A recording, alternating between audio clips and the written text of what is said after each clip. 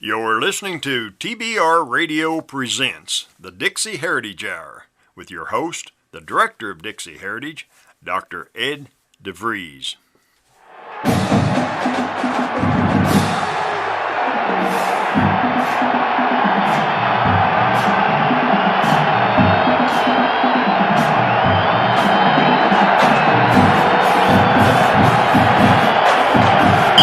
Second down or three.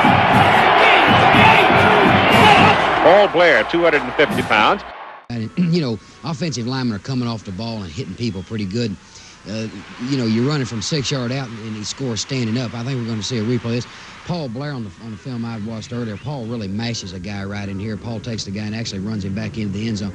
Offensive lineman came off the ball and played extremely well all day long. Quite a bit of action before this night. Good confrontation between Blair and Seawright right here, and Blair is winning it. Number 72 battling the All-American number 40. Why he was so highly recruited. Good look at the wall forming here in front of Thomas on one of the definitive I formation plays. Once again, it's Paul Blair, number 72, leading the way. A lot, but it never ceases to amaze me, some of the awesome people who subscribe to the Dixie Heritage newsletter, and one of them is Paul Blair. He was the subject of the football highlights that you heard, and if you're on the internet, saw.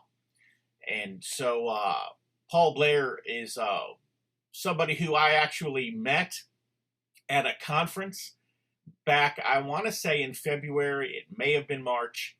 I would have to look at my calendar to see that.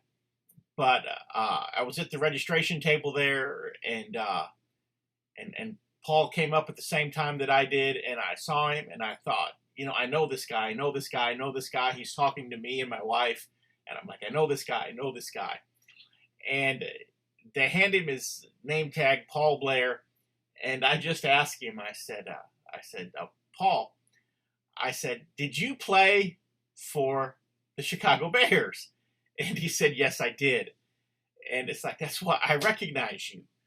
And of course, it had been several years. He played for the Bears, back in the 80s. And then he played for the Minnesota Vikings in the early 90s. And so, I was in high school and college at the time that he was playing. But that was also the best Chicago Bears team, maybe the best football team that ever existed in the history of the world. Of course, everybody remembers the '85 Bears, how they won the Super Bowl.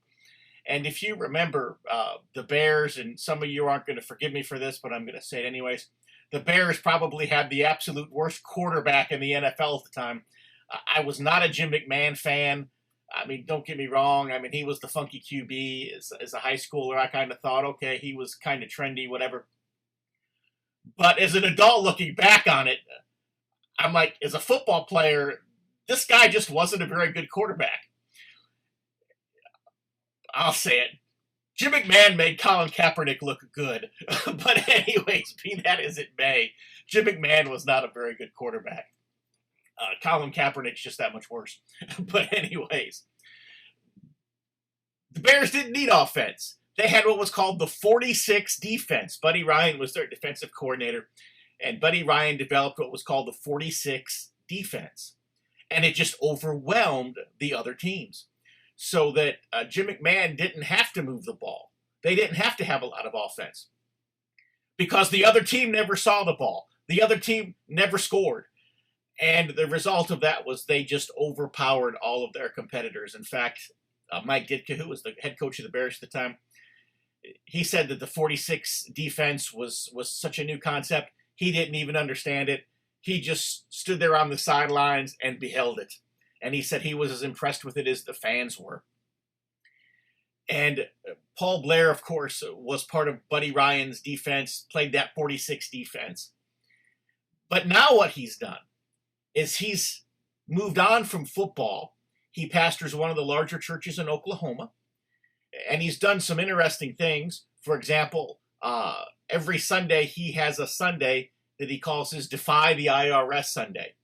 And he preaches a very political message, and he endorses political candidates in that sermon, and he sends a copy of it to the IRS, defying them to take some legal action against him. And he's been doing that for a number of years.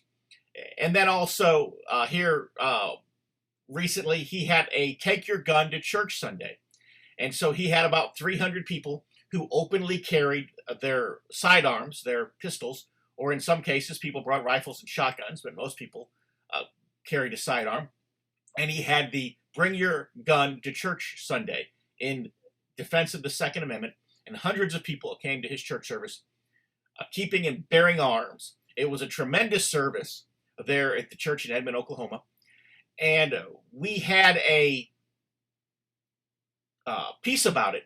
I'd written a blog piece about it. If you go to the TBR website, barnesreview.org, and look under the blog section, you go back a few blogs, and you'll see that I wrote a piece on Take Your Gun to Church Sunday, and that's the object or the subject of that blog piece.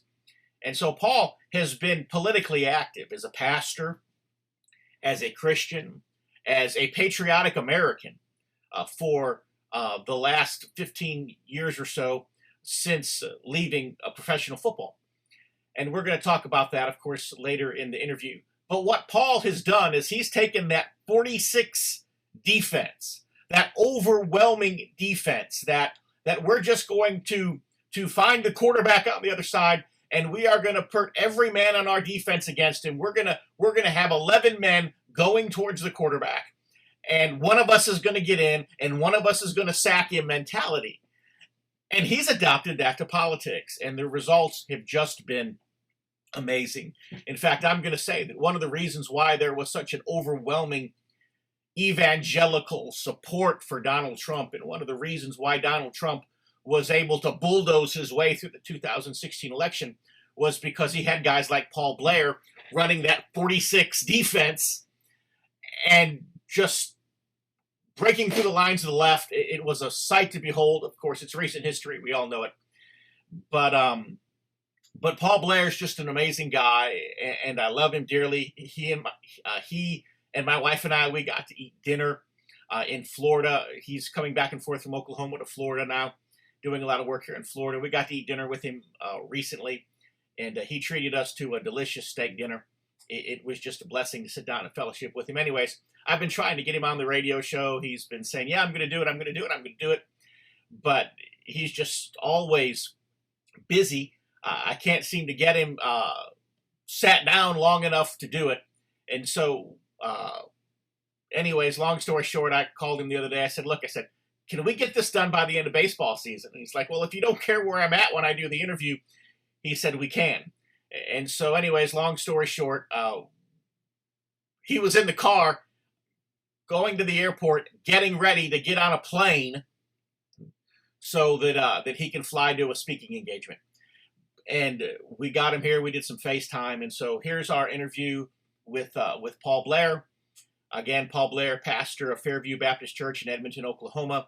He's planting Liberty Church in the Orlando, Florida area. He's a former player for Oklahoma State University, former football player for the Bears, and very active in the political arena as a pastor, as a conservative. He's a former candidate for the state house there in Oklahoma. He's ran twice, and he's also managed a couple of gubernatorial campaigns, the most recent being for Dan Fisher. Dan Fisher having run for governor of Oklahoma and had a very respectable showing in his primary. Didn't quite pull that out, however. He wasn't the establishment candidate. Anyways, here's our interview with Paul Blair. Hey, Paul. Ed, Doing? I've been doing well. Thank you for asking. Just tell you what, travel has gotten to be a bear anymore. It used to be that you missed a flight or had a bad connection or travel issues. It used to be the exception. Now that's become the rule. It seems to be just about every time I fly, there seems to be something somewhere. So anyway, but other than that, it's going well. By the way, I love your cap. Oh, thank you. So since you love the cap, I'm going to ask you the question, especially if you watched last night's Brewers or Cubs game. I do you still think the Cubs can pull off first place, or do you think they're going to be stuck with the wild card? No, I think we'll still win. I mean, we've got a game and a half lead and only 6 games to play. I mean, we would have to go. The Brewers would have to go like 5-1, and we'd have to go, 3-3. I really think that we'll hold on. But Tell you what, it's disgusting. We had bases loaded yesterday and couldn't get anybody home. We had 2 on and couldn't get anybody home. Yeah. Yeah, so Well, I hate to say this, but I gave up on the Cubs game pretty early, and I switched over to watching the Brewers game, hoping the Cards would beat the Brewers. So it, maybe I should have watched that Cubs game. But yeah. Well, St. Louis is playing for their lives too. I mean, they certainly won yeah. home field advantage in that playoff game. So I hope, as much as I hate pulling for the Cardinals, I hope that they can tag the Brewers with a loss or two this week. Well, I honestly thought the Pirates would win at least one game in that series, but I didn't think it would be last night because yesterday was their travel day, and obviously the Cubs slept in their own bed last night or the night before because they had played the White Sox on Sunday. Yeah. Oh, that's right. So I was thinking that the Cubs would have come in ready to play, and the Pirates would have come in tired, but it didn't work out that way. And you're freezing on me periodically. I've got a poor connection here. I'm not sure why. Let me tell you what. Let me drive about 2 miles. Service a little better, and let's try this again. Okay. That we're kind of early here to cut to a commercial, but obviously we're having some difficulties here. And so what I'm going to do is I'm going to let Paul go ahead and drive to a better location, a place where he thinks he can get a little bit better signal. And then we'll get him back on. In the meantime, we'll have our first commercial here for the Barnes Review, and then we'll be back with Paul Blair, and we're going to talk about life, we're going to talk about politics, we're going to talk about football, we're going to talk about the coup to overthrow President Trump, we're going to talk about all kinds of stuff. But right now, here's a brief word from our sponsor, the Barnes Review magazine. If you love listening to the Dixie Heritage Hour, then I know that you'll love reading the Barnes Review. The Barnes Review is one of my favorite magazines. I began reading the Barnes Review long before they became a sponsor here on the program. In the Barnes Review, you will read vignettes of man, from the prehistoric to the very recent, from forgotten races and civilizations to first-person accounts of World War II and the late Cold War. There's just not a more interesting magazine published today, nor a more significant and important subject than real history. So if you'll visit www.barnesreview.org, that's www.barnesreview.org, you can find out how you too can become a subscriber to the Barnes Review. You can subscribe to receive the Barnes Review by mail, or you can subscribe to receive the Barnes Review electronically in PDF editions. Or you can subscribe to receive both. That's what I do. So visit www.barnesreview.org and subscribe to the Barnes Review. He's the soul of the defense. He's always played with a great deal of heart. You know, he's a good athlete. He's got good size, but his greatest attribute is his heart and his mind. Okay, good. Hey.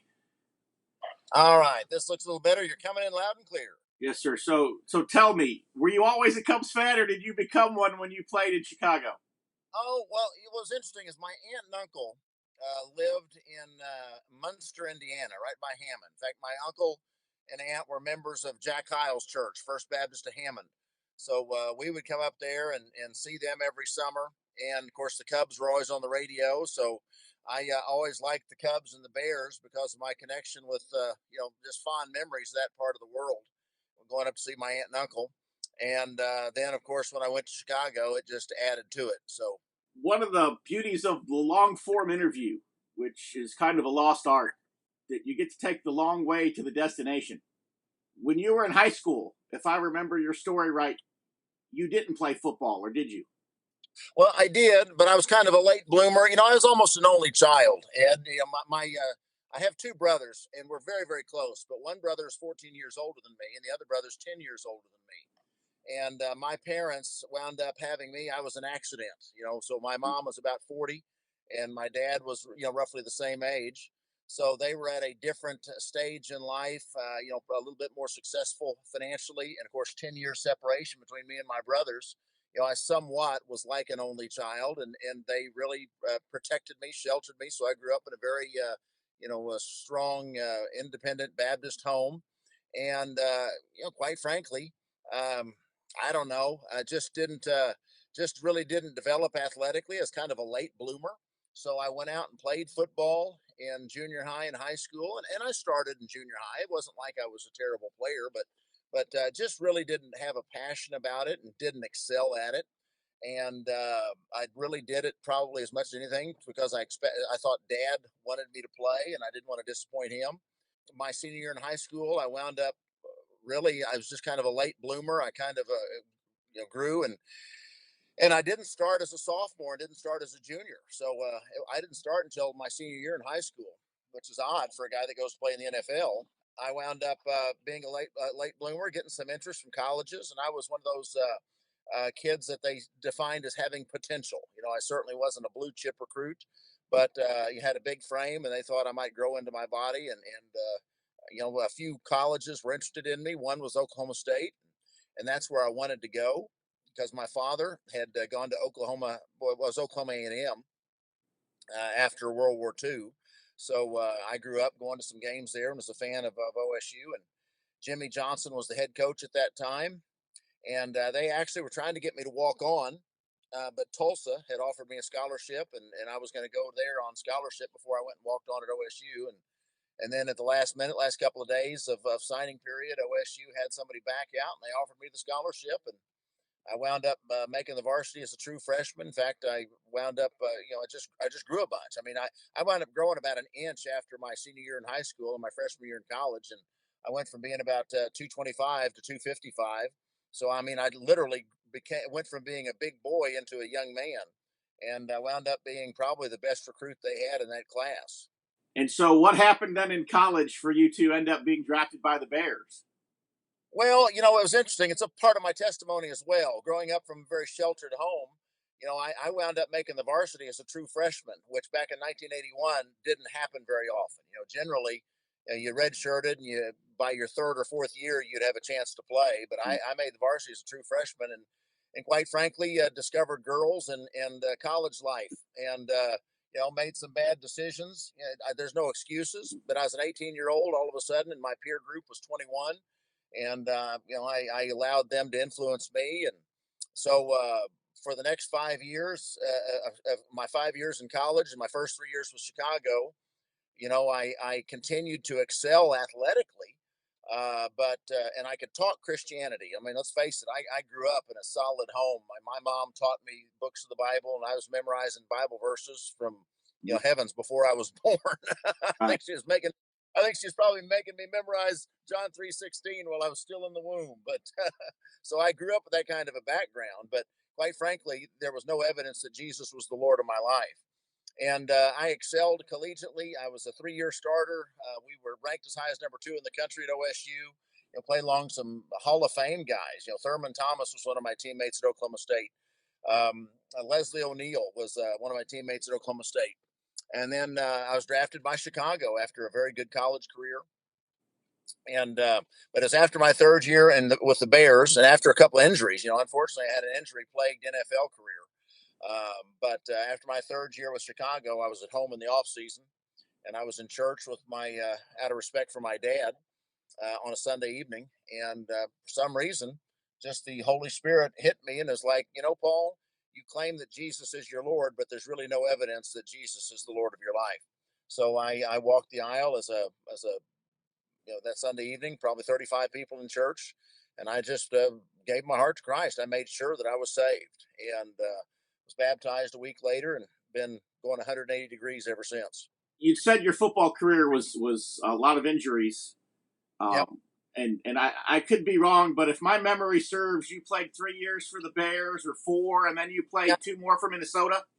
Yeah, I played 3 years with Chicago. Then I went through Denver and wound up at Minnesota in 1989, and then had another season at Minnesota in 1990, and had another surgery about 13 games in that year, and that was the end of it. Just couldn't run anymore.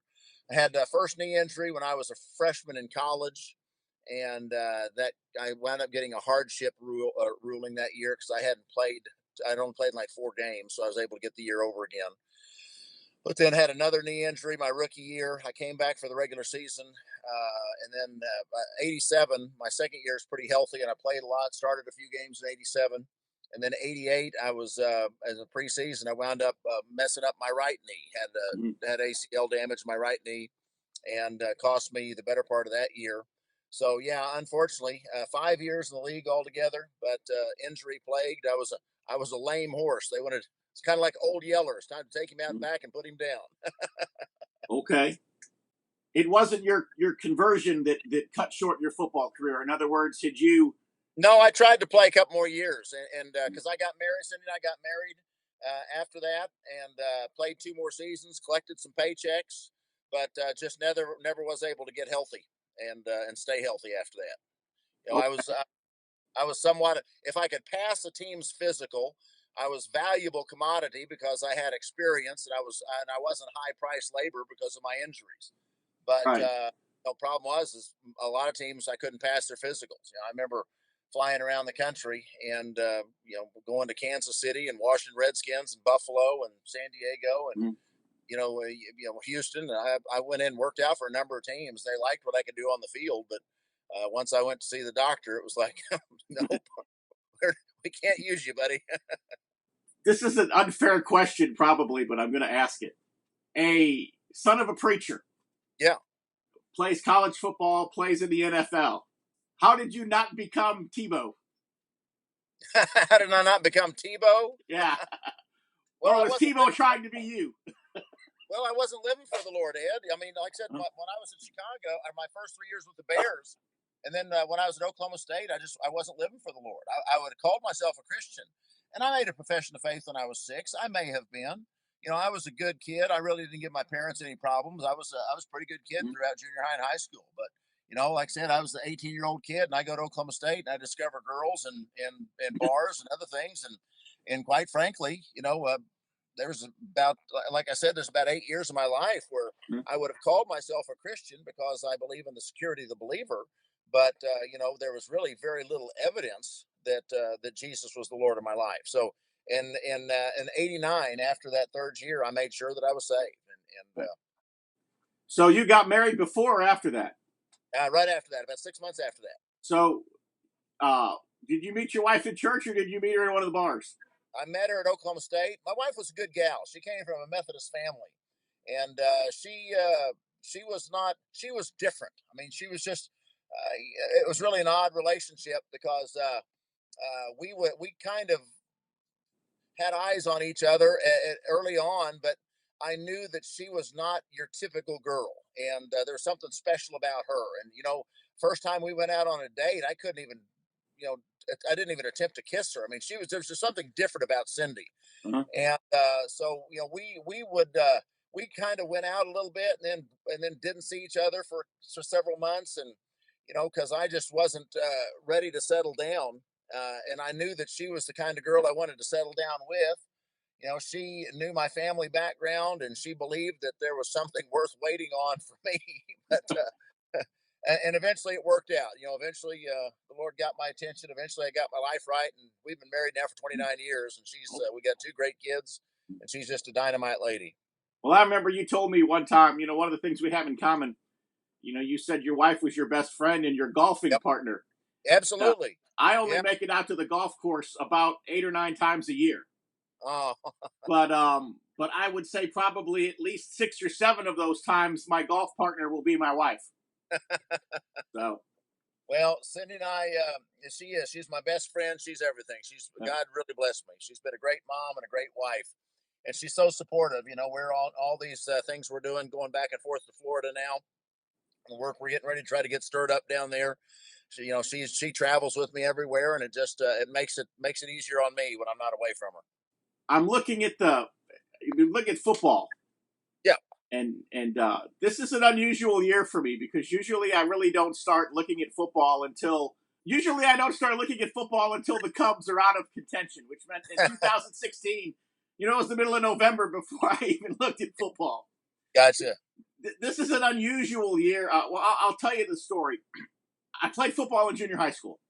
I played football, basketball, baseball in junior high school. In high school, I was on the bowling team, the golf team, and the basketball team, and the baseball team. I didn't play football in high school. In junior high school, played football. My 8th grade year, I was a defensive lineman, and I don't know what happened my 8th grade year. I felt the football hit my chest. I lifted up from a block, and I felt football hit my chest. I just instinctively clutched the thing and ran 30 yards for a touchdown. And when I got back to the bench, I got the coach's cowboy boot in my backside. His thinking was I should have just dropped on that ball and let the offense do its work. I'm like, coach, I scored a touchdown. He's like, yeah. He's like, you could have fumbled it. He's like, telling me all the things I could have done wrong. Right. And so, the long story short is I kind of decided right there, especially since the practicing for the other sports wasn't nearly as intense, that football was a lot of work for no glory.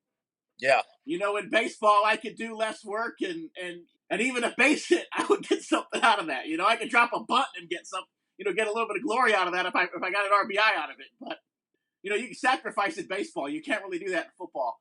So,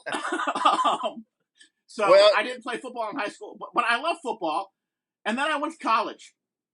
And you talked about Jack Hiles. I was a freshman at Howes Anderson that year. And the Bears fired Ditka. Oh, yeah. It was about 91, wasn't it? 92. Yeah. And I just lost interest in football for about 10 years. I don't know why. I remember watching that press conference, and about 10 years later, I turned on another football game. But the Bears right now, the Bears are playing top of their division. I know they're only 3 games into the season, but do you think that the Bears, this is going to be their year? Or I really am encouraged, and again, my oldest son is in 3rd year at law school, and he is just a huge Chicago fan because of his dad's connection there. Mm-hmm. John's going to go up and watch the Tampa Bay game this weekend. I got him some tickets to that, and he's going to catch the Cubs while he's in town. But we are definitely all very high on the Bears this year. I love their ground game. I think they've got a good offensive line. Howard's a solid running back. Trubisky. He is just a gamer. He reminds me a lot of Jimmy Mack because he's just a competitor. I really like the kid. And then, of course, their defense is phenomenal. It looks like an all SEC defensive front. Mm-hmm. And then adding Khalil Mack, I mean, he's just the icing on the cake. I really think they're going to be competitive this year. I'm excited. And, I think the next time they play Green Bay, they're going to beat the dog out of them and get back for that debacle on week 1. But I'm excited about the Bears. Absolutely. Have you ever preached in Wisconsin during football season? Did I ever what now in Wisconsin? Play? Preach in Wisconsin during football season. I don't think so. I can't remember. I don't think so. This was probably 15 years ago, maybe longer now. I was preaching up in Oshkosh at Dr. Randy King's church. Yeah. And normally when I would preach there would be, 2,000-3,000 people. Yeah. There in the auditorium. And I come in there one Sunday morning, and there might have been 300 people in that 4,000 seat auditorium. And I asked him, I said, "What happened, Dr. King?" I said, "Did you have a church split? Did something happen?"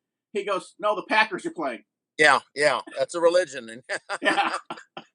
Well, they've had too much good favor. I mean, to follow up a Hall of Fame quarterback and Brett Favre with the guy they got up there right now, holy smokes! I mean, they've had 2 decades of MVP play at quarterback position. They're definitely due for a drought, and the Bears are due for an uptick. So hopefully we'll have a decade to celebrate. Right. Yeah, I know that you're very politically active. In fact, you ran for the State House in Oklahoma this year. State Senate a couple of years ago. That's correct. Okay. For some reason, I was thinking that was this past cycle that you ran, but no, that was a couple of years ago. Yeah, I actually ran in 2012 against an incumbent, and then ran again in 2016. Okay. And I know you were also very active in Dan Fisher's gubernatorial campaign. Right. I know you've been very active in getting some legislation passed in there in Oklahoma and nationally as well. But I'm going to guess you were not politically active when you played football? No, not so much. I mean, obviously, I grew up a conservative. I mean, my parents were, Republican from the early days and voted always. We've always considered pro-life and pro-family, and so I had those leanings, and I've always registered as a Republican. For my very first time I voted was for Ronald Reagan. So that's my age bracket. So I was always conservative, but never terribly politically active. Really, not until I was a preacher. Really, about 2004. Right. That I started becoming very politically engaged. And again, my observation is because the time you were playing for the Bears, I was in high school, and I was in college when you were playing in Minnesota, and so my observation in the game would have been different at that age of my life than it would be now.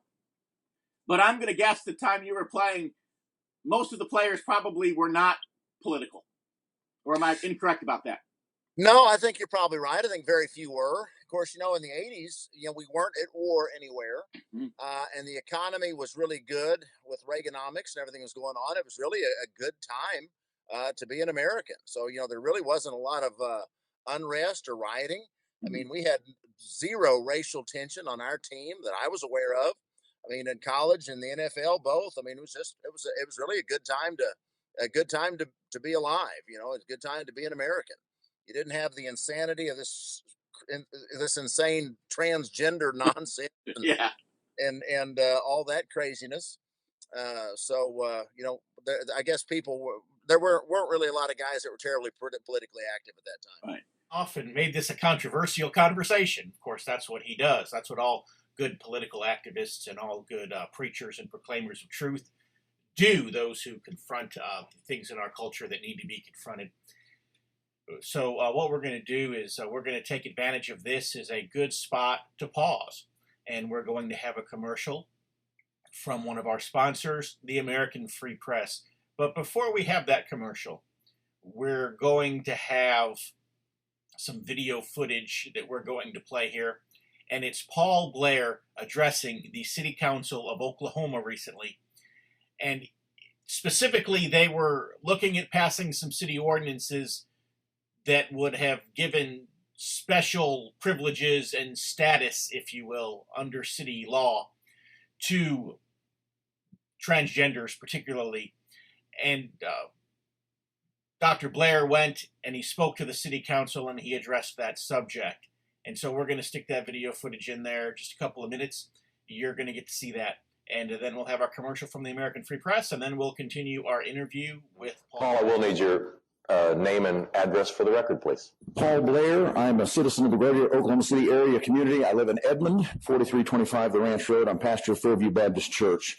First of all, it was interesting hearing Ed Shadid's exposition of the Bible. I wish I had time. I would like to be able to respond to that. But because of 3 minutes, I don't have the time. Mr. White, I appreciate your opinions. If you are that offended by citizens of other communities coming to Oklahoma City, then we can certainly shop in our own communities as well. However, your decisions in the greater Oklahoma City area will affect all of us. Number 3, regarding social services, the Bible very clearly outlines the particular realms of charity. If I give my money away, it's charity. If the church gives money away, it's charity. When the federal government, state government, or city government takes my tax dollars and redistributes them, that is not charity. That's not a realm of their responsibility, according to the Bible. But that just being said in passing. 3 things briefly about this particular issue. Number 1, it's unnecessary. As was noted, there's only been 1 alleged case of discrimination within the last 12 years. We don't have a major problem here. Number 2, why are we creating a special class of protection for someone's behavior? We're not talking about civil rights. This is not a gender, or this is not a race. This is protecting someone's behavior. In all studies, whether Kinsey's, whether Masters and Johnson's, say that homosexuality is largely a learned behavior. Number 3, don't forget the T in GLBT. The GLBT community, gay, lesbian, bisexual, and transgender, act as one. The transgender, what are you going to do? When you pass these kind of policies, mouth's dry, and all of a sudden you've got Jim in accounting that decides he wishes to wear a miniskirt to work one day. Well, are you going to discriminate against him and send him home?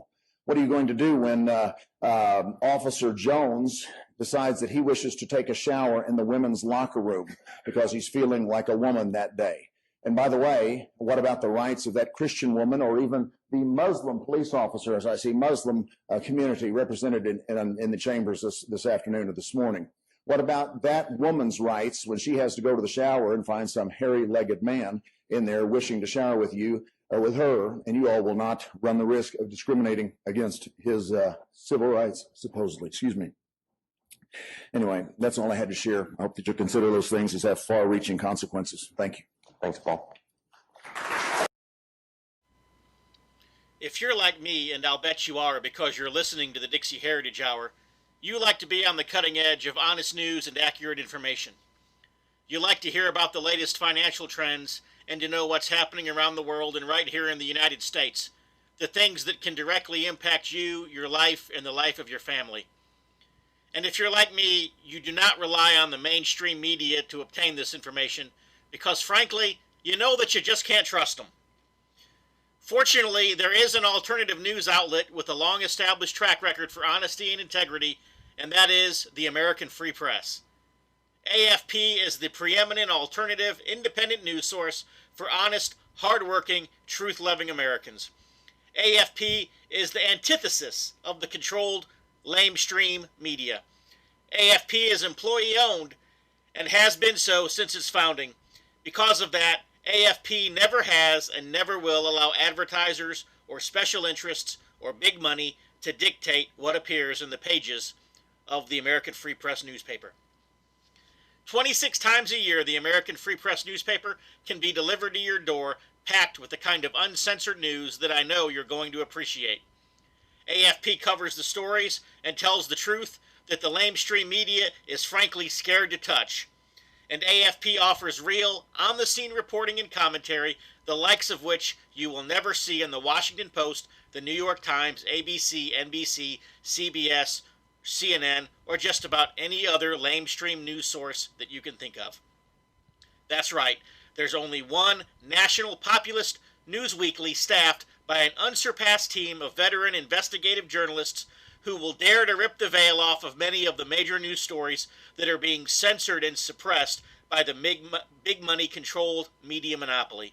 And that's the American Free Press.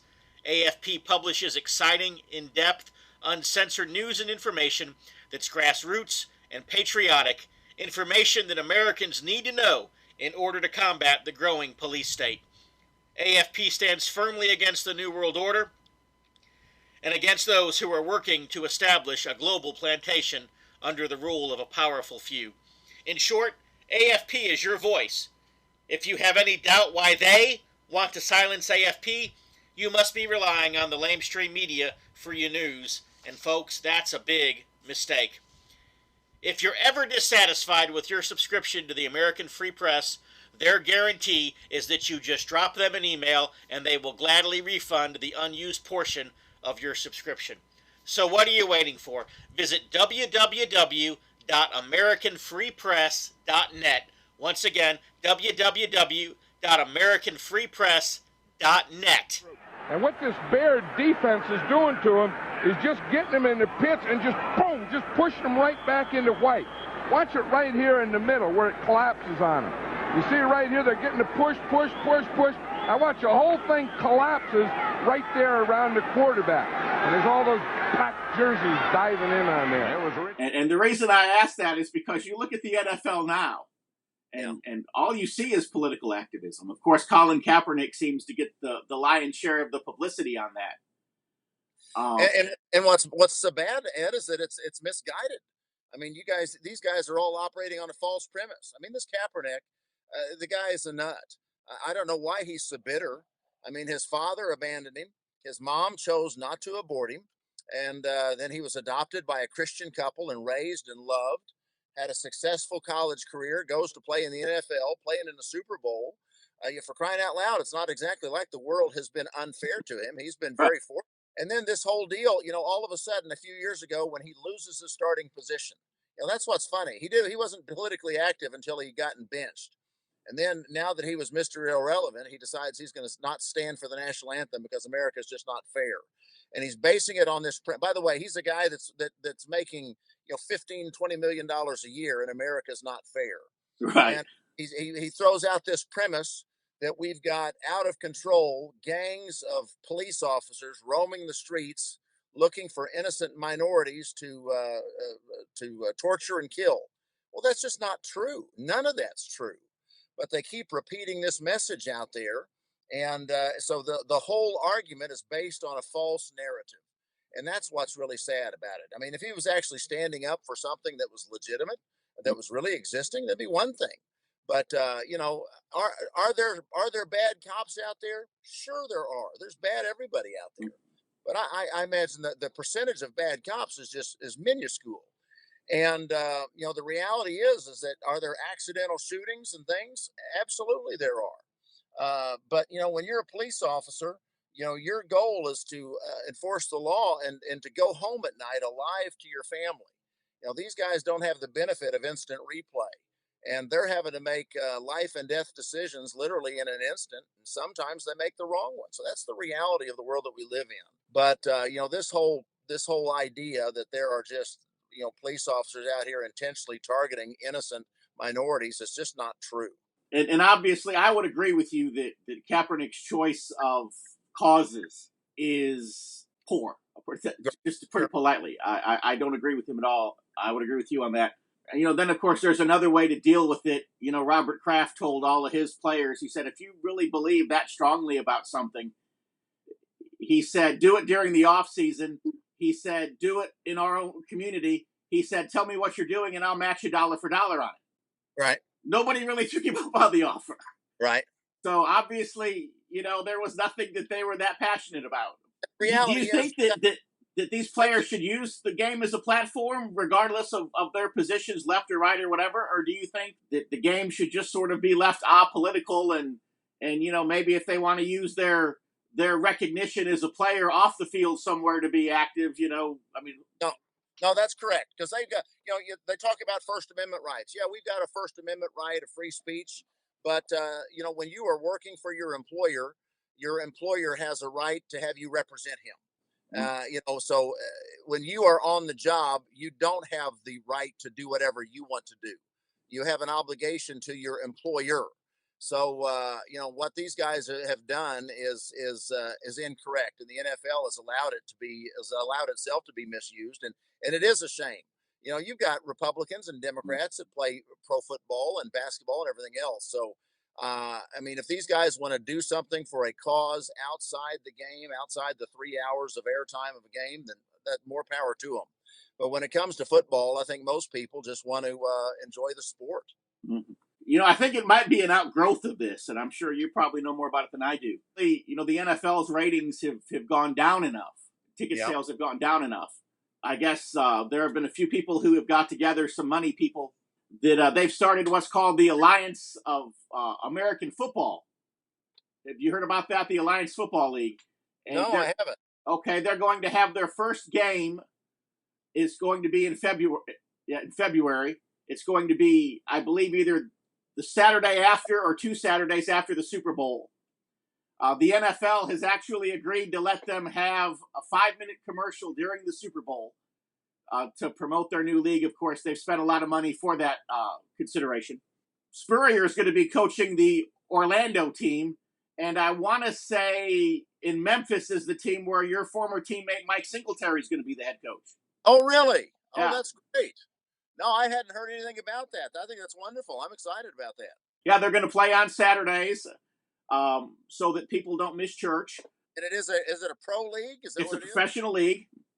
They are going to play, I think they've got 8 teams right now in the league.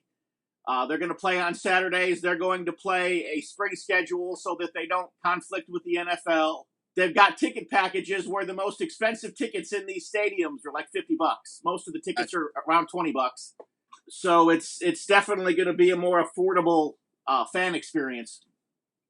And they even have a television contract. CBS is going to carry the first 2 weeks of games, and then depending on the ratings, they're either going to continue to broadcast them, or if not, they're going to live stream them on the CBS app. But either way, they've got a television contract. Good. Good. Well, I hope they're successful. Need more competition out there. I think that's wonderful. I was alive when the USFL was in existence, and unfortunately, it started to die about the time I came out of college. But that was good for let's face it, free market competition is good for everybody. Provides a better product at a better price, more employment opportunities. So I love the idea of having more opportunities for young men coming out and playing football. So the USFL, some of the same people are kind of behind this. Good. Let me push this out a little bit. Obviously, we know, what motivated you. Probably, I'm going to guess, not entirely. You haven't told the whole story, but you told about how the Lord got a hold of you, and that moved you, obviously, from football towards the ministry. But what was your motivation to become active in the political arena? Because so many pastors fear that area.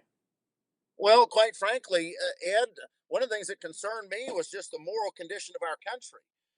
And I happen to be, a dispensationalist. I'm a pre-trib guy. I look for the rapture. However, I don't know when the Lord's going to come. I don't know if he's going to come in 5 years or 15 years or 20 years. And what concerns me is if the Lord tarries. If the Lord comes today, praise God. I am as active and engaging, trying to spread the gospel as any pastor that's out there. We're very active on the college campuses. We're very active in our evangelism ministries and things of that nature. But there's a couple of things that are wrong with the way we've approached Christianity. Number one, the new birth is just the beginning of life. We are supposed to be disciples. We're supposed to glorify God in everything that we do. Paul said from the very Jewish perspective, whatsoever you do, do all to the glory of God. Well, we don't do a very good job of making Jesus the Lord of every facet of our lives. Pastors have been selective on what they'll preach about and what they don't preach about. And quite frankly, we've become ignorant on areas that we consider controversial. And that's wrong. We should be leading on a biblical worldview, whether it be pertaining to the family or whether it be pertaining to political issues or anything else. Quite frankly, Christians should be set the bar when it comes to honesty and integrity in the workforce. We should be the best people to work for, and we should be the first people that others want to hire. But we basically have compartmentalized our lives. We have our Christian things that we can talk about on Sunday morning, and then we have everything else, the rest of our lives, that we put in what we call our secular box. Well, that's non-biblical. Jesus isn't the Lord of your life if that's the case, because Jesus is supposed to be the Lord of everything. But the other thing, as I said, as far as getting involved in politics, you can look at how we're in a moral free fall now. We've had the Supreme Court illegally declare that marriage means anything you want to call it. And what concerns me is what my kids will be raising my grandkids in if the Lord doesn't come first. And we certainly are in a decline. I don't want my children to ever be persecuted for their faith, if possible. I don't want my grandchildren to be intimidated and bullied and persecuted for their faith. So that's one of the main reasons that I decided to get active. It's up to us. It's up to Christians. We're supposed to be salt and light, illuminating a dark world and fighting decay and corruption. And we really haven't done a good job. For the most part, the church has abandoned the culture rather than engaging the culture. And that's absolutely wrong. You look at every revival that ever broke out in history, whether it be the revival in Ephesus or the revival in Thessalonica, or the revival of the 1700s with Jonathan Edwards and George Whitefield. When people came to Christ, it radically transformed the culture. Well, we have become we talk one thing on Sunday mornings, but we don't practice it the rest of our week. And that's a form of Christianity that's foreign to the Bible. So I'm very engaged in trying to see truth promoted in our culture. Jesus is the Lord of every facet of my life. He is not excluded from my social life or my political life. Jesus is my Lord. And quite frankly, pastors need to understand that and start preaching and teaching the same thing. Right. Well, I'm going to throw one more out there. I know you texted me that you got to go here in a minute. So I'm going to throw one more question out there. 4 ranking Democrats just signed a letter basically ordering people in the Justice Department to ignore direct orders from the President of the United States. Maybe I'm wrong. That looks a lot like documentable treason to me. Yeah. There is a coup going on in our own government. What do you think about that? No, I would agree with you. And part of that, goes back to our basic misunderstanding. Christians have been ignorant. We don't understand how the law is not being enforced right now. Ed, we talk about being self-governed. Our self-government has been orchestrated through the fact that we have pledged to be governed by a rule of law. We aren't governed by an imperial president. We aren't governed by a Supreme Court. We have agreed to be governed by the rule of law, and we are no longer following our Constitution even close. But the average Christian doesn't recognize just how treasonous all of this is that's going on, because we've been, politically illiterate. Rather than being the sons of Issachar that had understanding of the times and was able to stand up and influence the people to do right, we have just abandoned this engagement altogether because, quite frankly, most Christians, as I said a while ago, they have either by default or by choice have just been ignorant when it comes to these issues. And literally, our future is in peril. So that's one of the reasons why we're doing what we're doing, and we're focusing on the I-4 corridor. We hope to come down there and to be able to help you guys and teach biblical worldview to pastors and to Christians, so that we as professing Christians will actually be practicing Christians, where Jesus is the Lord of every facet of our lives, including how we look at politics and civil government. So is there anything else you want to throw out there before you take off on us? Or No, buddy, I look forward to getting down there and getting to work with you guys. I'm down there every other weekend right now. We started a church plant in Maitland called Liberty Church, and I'll be speaking. We're on the radio now on Salem Radio at 9:50 a.m. every day at 2 o'clock in the Orlando area. And I'm going to be speaking at a couple of the Salem Radio pastors' luncheons, and we're going to be trying to get as many boot camps as we can scheduled for after the first of the year. I've got to, you talked about not playing football. You made a good choice, Ed. I've had one knee replaced. I need the other one replaced. I've got to have both shoulders done before the end of the year. And my back's a mess, and my biceps are, everything that's on me is broken. Let me tell you. So I've got to work around a couple of surgeries, but I'm looking forward to getting down there and getting going on some of these camps, because I-4 is critical. Literally, if you think about it, if there is a area of the country that could change the direction of the entire country, it's Interstate 4. Because, as we've seen in these presidential elections, how Florida votes dictates whether the White House is conservative or liberal, or so-called conservative or liberal.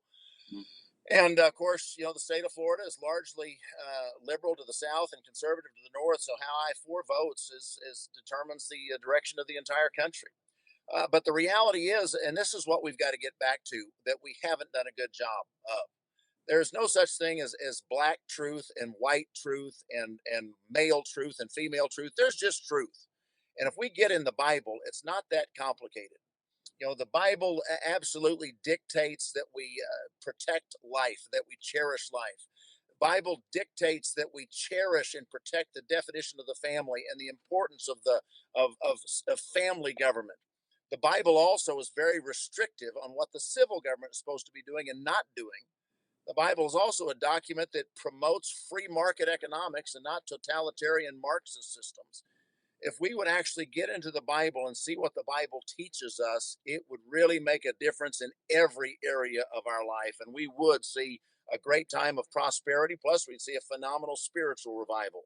So I'm hoping that we can have some success when we come down there and actually just get in the scripture and start seeing how the Bible instructs us in every facet of life. I know the founding fathers had that same discovery. Obviously, if you look at the Great Awakening preceded the Revolution, and I honestly believe that the Revolution was the outgrowth of the Great Awakening. Absolutely. In fact, King George initially called it the Presbyterian Rebellion, because they just considered this an uprising of colonial pastors. And if it wasn't for the Great Awakening, you're exactly right, Ed, we wouldn't have the country, we wouldn't have enjoyed the civil and religious liberty that we have enjoyed as Christians for the last 200 plus years. That's the things that we don't recognize. In America, we just assume that Christianity has always been tolerated and always been free. Well, we know that that's not true. You look at 2,000 years of Christian history. Christians have always been persecuted. Even around the world today, in communist countries and Muslim countries, Christians have always been persecuted. Only in America, and only for the last 250 years, have we been able to preach and teach and enjoy and live life the way we do without persecution or prosecution. And we don't realize that there are those that want to take that away from us. Well, I have an article, and I'll email it to you after we get off here. I'm going to put it in my newsletter this week. The gist of it is basically that religious liberty didn't take foot in this country till about the 1830s. Even though the First Amendment had been passed several years before that, it took about 40 years or so to get all the states to go along with it. And that now we're kind of going back to that persecution. Mm-hmm. We've kind of, the pendulum swung back the other way now. And we're starting to see a lot of persecution of Christians again, and other religions here in this country, but mainly of Christians. Right. And it also kind of had some of Judge Kavanaugh's voting record on religious issues. And basically showing how if either he or someone like him does not get on the court to be that determining fifth vote, that this country is probably going to be postured to go into a wave of religious persecution. And right. It won't be the land of religious freedom anymore. Well, we've seen that. I mean, you see this Baronelle Stutzman up in Washington State. This is a godly grandmother, a florist. She hasn't ever discriminated against anybody. She has employed homosexuals. She's done business with homosexuals. But then after the Obergefell decision, a homosexual couple came in, wanted her to do their wedding cake, and she said, I am a Christian. I believe that marriage, according to the Bible, is between a man and a woman. I cannot participate in that. Now she's facing some $2 million in fines and penalties. That is persecution. We see photographers, bakers, also florists, and others. But we're seeing persecution beginning with Christians. And persecution doesn't just mean be executed.